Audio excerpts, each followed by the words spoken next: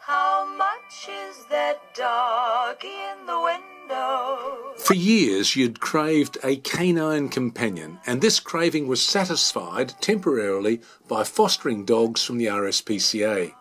This is Fudge, the Kelpie, who ended up at their refuge with a broken leg. Her owner couldn't afford the vet's bills, so the vets at the RSPCA patched her up and you looked after her for a month or so while she recovered.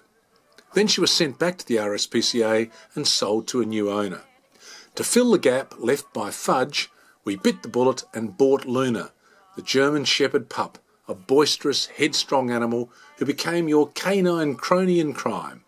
Your dad began to suspect that maybe Luna was the reincarnation of Rin Tin Tin.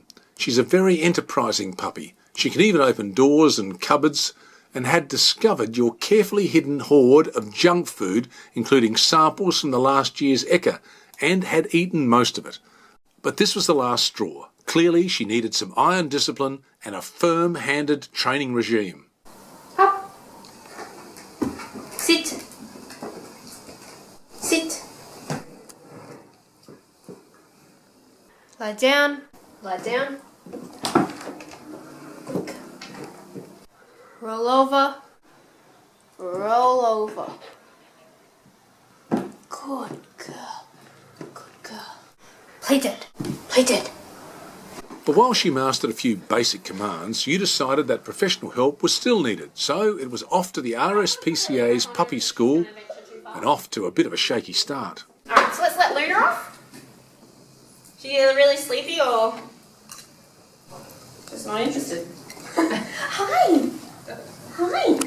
First there was the meet and greet. Oh, okay, I found another human. Found another human. Oh, another one. Another one. After all the excitement of the meet and greet had died down, you took over the reins and managed to actually persuade her to come when she was called. A remarkable achievement.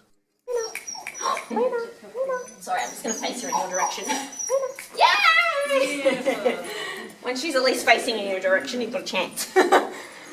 Typical little puppy brains. Good work. And finally, after 6 weeks of intense study and training, it was graduation day. Certificate, yes, and a little gift as well. You didn't even notice. Oh, squeaky. Ready? Food, food, food, food. Food, food, food, food. Oops, I lost my camera. Where did it go? You want to sit for me? Who's a pretty girl? Who's a pretty girl? Yeah. A heroic achievement and another memorable shot for the family album. The weeks rolled by and we started looking around for a companion for Luna. Luna.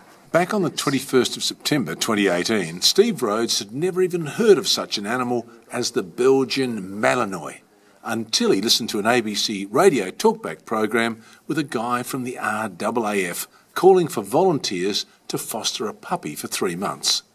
Now, do you think you'd like to adopt one of these, Luna? One of these little Malinois puppies? Could be quite an interesting experiment, couldn't it? He was intrigued to discover that the RAAF base at Amberley in Queensland was the centre for breeding the pups, and that the base itself was entirely guarded by these dogs, as their sense of hearing, sight and smell was far superior to any electronic surveillance device currently available. The RAAF needed to give a home to the pups until they were 6 months old, when they would return to Amberley to begin their formal guard dog training. So that's how he acquired 3-month-old Dusty, seen here being given a rousing welcome to her new home by Luna, his 18-month-old resident German Shepherd, who introduced Dusty to a few house rules.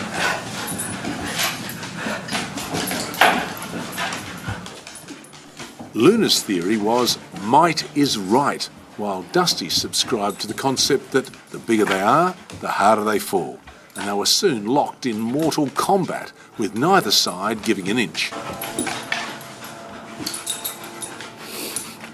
Up, Dusty, up. Hey, Dusty, come on. Dusty, come.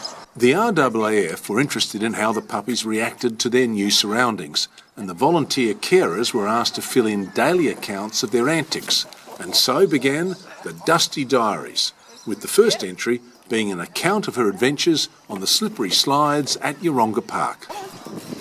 Good Go, Dusty. Today we went on a trip to the local park to try out the slippery slides. Dusty was happy in the park.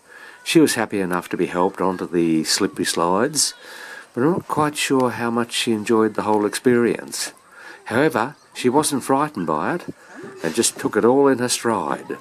Because she's growing fairly rapidly, we've increased her food to 225 grams of dry dog food twice a day, and all her worming and flea treatment is all up to date. But it was at the historic old Dutton Park Cemetery that Luna and Dusty were really able to let their hair down. Oh, be careful, Luna, be careful. But the play sessions were not without an element of hazard for humans.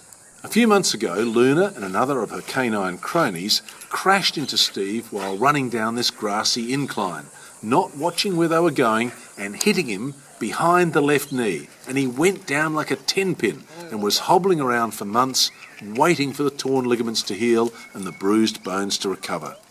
But despite all this, Dusty acquired a cult following of loyal fans like this one. This is Janeel, a German schnauzer. He's another regular on the early morning cemetery walks, and here comes Dusty again, breaking all the RAAF guidelines of guard dog behaviour by jumping all over her admirer, a definite no-no.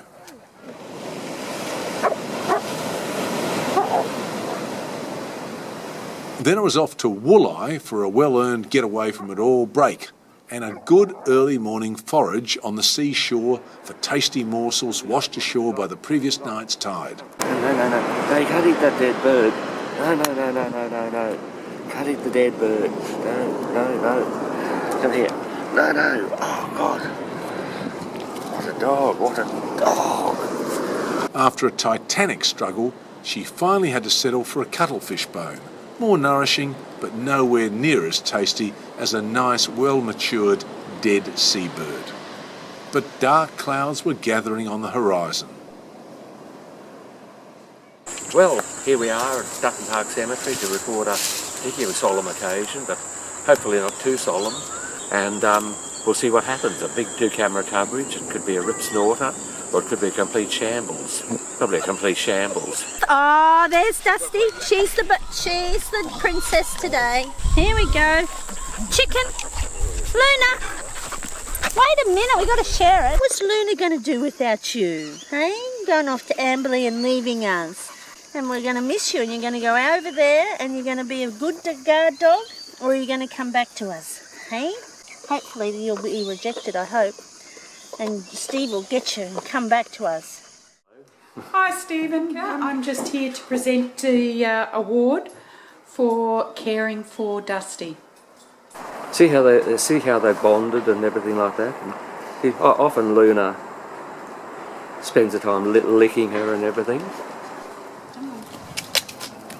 The time was fleeting. The holiday was over, and Dusty had to rush down and report for duty at the Amberley Air Base. So Luna had to rush down too and say a quick goodbye.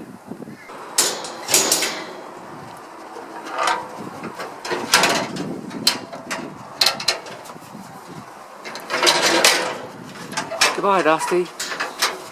Goodbye.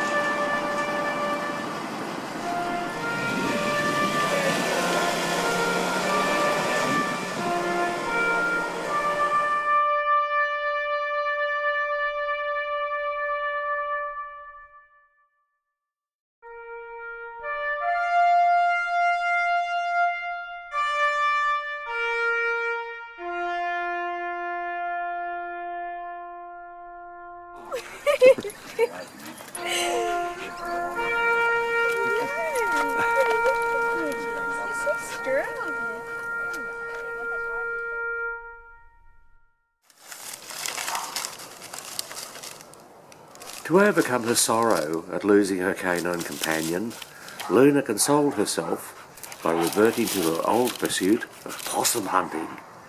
Not that she was ever successful in catching any of the wily marsupials. As long as they stayed in the treetops, they were safe and sound. However, we would sometimes find one that had died of old age and fallen out of its tree during the night. And one morning, this gave Luna her first taste of fresh possum flesh. She grabbed the still warm corpse and, despite my efforts to stop her, she ate the lot. Every time I tried to intervene, she'd rush off, out of reach, and keep gorging, devouring the whole carcass, head, tail, fur and bones, in a record-breaking 20 minutes. She must have an incredible digestive system. I often think of Dusty and wonder how she's getting along. The Air Force don't encourage visits to Amberley, but did tell me that Dusty was a star pupil.